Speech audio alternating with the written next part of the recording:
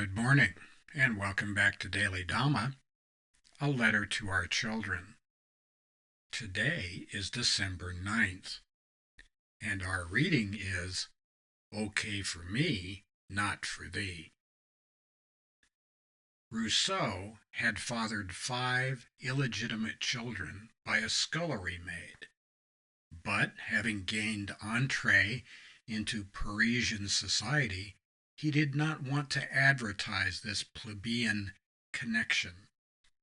So he dumped all 5 little ads in a foundling home and then wrote a book on how to raise children. Emile, as it was called, laid out a program of natural behavior over rigid discipline and freedom from stifling rules. And that's Florence King from Stet, Damnit. Rousseau popularized public virtue and private vice masquerading as authenticity, but postmodern culture raised it to an art form. Nonetheless, when we're bemoaning the latest outrage, it's well to substitute our own names and affiliations in place of the people we're screaming about. If we're sure X is horrible when duck-billed schmoes do it, then it should be off limits for us too.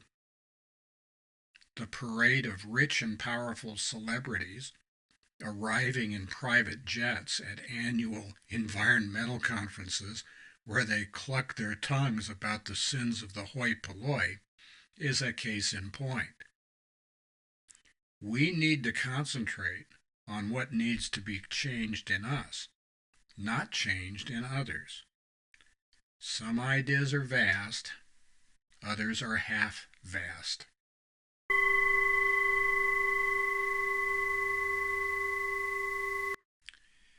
The gap between the anointed, the hoity-toity guys, the philosophes in France and the French Enlightenment that was the precursor to the very bloody and vile French Revolution, and all the other people who live in the country, has been around for a really long time. I'm sure we can go back further in history and find other examples, but let's just stick with Rousseau because it's such a hoot.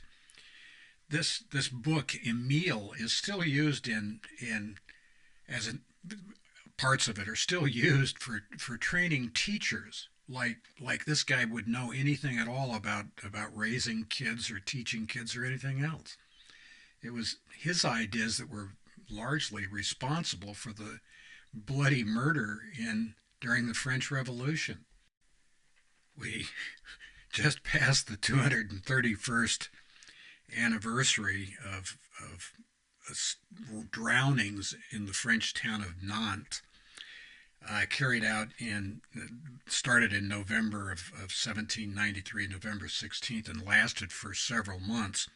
Thousands of Republicans, people who did not believe in the revolution, were rowed to the center of the river and drowned by a guy named Carrier. Now, when word of this got to the bigwigs in Paris, they thought, well, maybe he had gone too far. Brought him back and executed him, and then went back and continued drowning people. So this divide between the anointed, who really know exactly what you need to have and who are convinced that you need to get it good and hard, is an old one.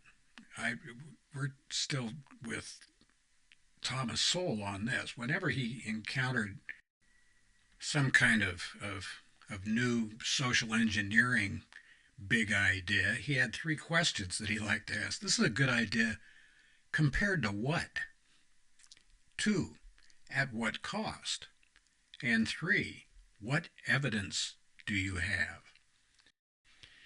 And happy trails to you until we meet again.